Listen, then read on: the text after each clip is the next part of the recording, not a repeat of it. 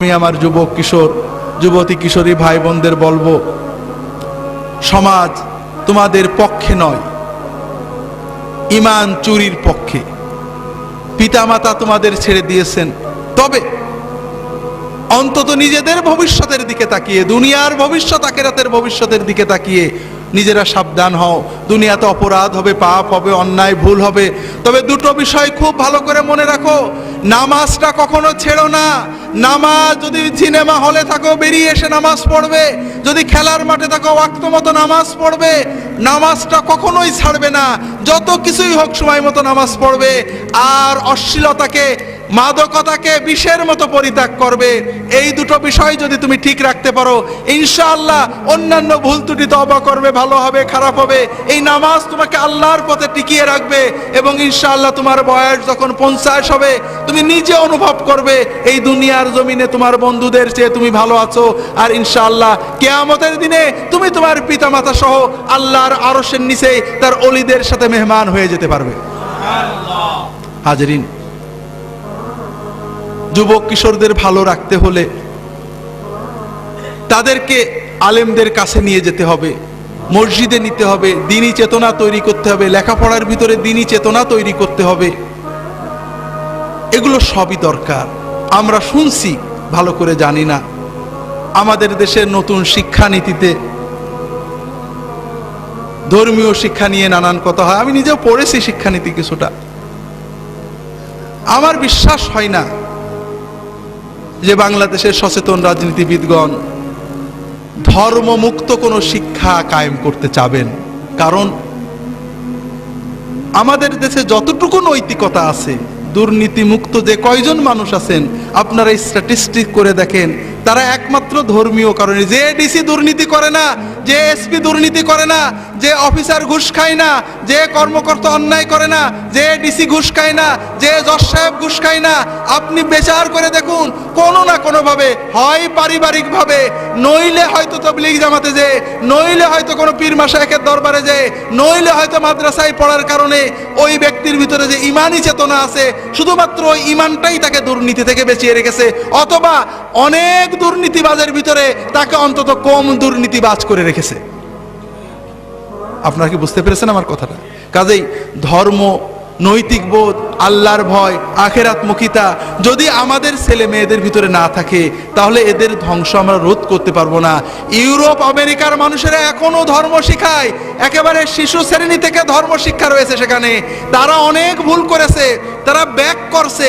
যারা ধর্মকে বাদ দিতে চেয়েছিল আবার ফিরে আসছে, ধর্ম বাদ দিতে যে নিজেরা বাদ পড়ে গেছিলেন। আমরা তাদের ওই ভুলের পুনরাবৃত্তি করব না।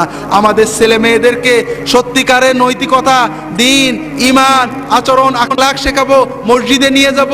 আমরা অনেক নৈতিকতা শিখাই। আমার খুতবার বইয়ে আপনি এক সময় লিখছিলাম, রেডিও টেলিভিশনে দুর্নীতির বিরুদ্ধে বড় বড় প্রোগ্রাম হয় না ভাই? হয় নাকি? বিশেষ করে আমাদের গত তত্ত্বাবধায়ক সরকারের সময়ে কোটি কোটি টাকার প্রোগ্রাম হতো, দুর্নীতিকে না বলুন, আছে না? এইসব কোটি টাকার প্রোগ্রাম শুনে কেউ কি দুর্নীতি বন্ধ করেছে নাকি? করে না। কারণ যারা এইসব লেকচার দেন, দেখা যায় তাদের পারেই মানুষের কোনো আস্থা নেই, তারাই নিজেরা দুর্নীতিতে লিপ্ত। বিশেষ করে এই ইউরোপের, আমেরিকার বড় বড় পণ্ডিত এসে আমাদের দুর্নীতির বিরুদ্ধে বড় বড় লেকচার দিয়ে গেল। কিছুদিন পরে পেপারে দেখা গেল এই লেকচার দাতারাই বিরাট বিরাট দুর্নীতিতে জেলে চলে গেছে। শোনেননি? হাজরিন, আসলে যদি সত্যিকারের দুর্নীতি মুক্ত করতে চান, মানুষ হলো পশুর মতো। মানুষের ভিতরে পাশবিকতা আছে, পশু প্রবৃত্তি আছে। একজন পশুকে যদি আপনি সামনে নিতে চান, দুটো জিনিস লাগে। কয়টা জিনিস? একটা হলো ভয় আর একটা হলো লোভ। এই দুটো জিনিস লাগে। মানুষেরও দুটো জিনিস লাগে, একটা ভয় আর একটা কি? লোভ। আপনি যদি দুর্নীতি দমন করতে চান, সুশীল সমাজ গড়তে চান, সুন্দর সমাজ গড়তে চান, লোভ এবং ভয়কে উজ্জীবিত করতে হবে। সেই লোভ এবং ভয় বিবেকের হতে পারে, সমাজের, রাষ্ট্রের আইনের হতে পারে, আল্লাহর হতে পারে।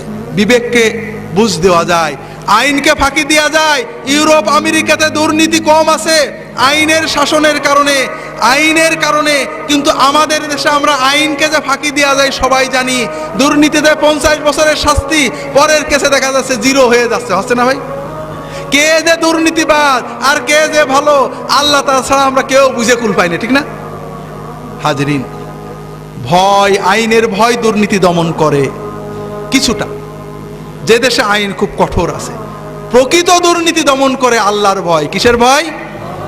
যখন বান্দা জানে যে আইনকে ফাঁকি দেওয়া যাবে, ফাঁসির দড়িকে পাল্টে দেওয়া যাবে, জজের রায়কে পাল্টে দেওয়া যাবে, রাজনৈতিক প্রভাব খাটানো যাবে, কিন্তু আল্লাহর চোখে ফাঁকি দেওয়া যাবে না। আমি যে অন্যায় করেছি আল্লাহ দেখেছেন, আল্লাহ আমার উপরে, আমার আওলাদের উপরে গজব দেবে, আমাকে আল্লাহর কাছে জবাব দিতে হবে। যখন বান্দা বোঝে যে আমি যদি ঘুষটা না খেয়ে সবর করি আল্লাহ বরকত দেবে, আল্লাহ আমার আওলাদে বরকত দেবে, সম্পদ বাড়িয়ে দেবে, এই একমাত্র সবর, একমাত্র আল্লাহর কাছে পুরস্কারের লোভ, আল্লাহর কাছে শাস্তির ভয়, এটাই প্রকৃত নৈতিক নীতিবান দুর্নীতি মুক্ত মানুষ গড়তে পারে। আর এজন্য আমাদের যুবক কিশোরদেরকে, আমাদের সন্তানদেরকে নৈতিকতা, ধর্মীয় শিক্ষার আলোকে মানুষ করতে হবে। আল্লাহ তাআলা আমাদের তৌফিক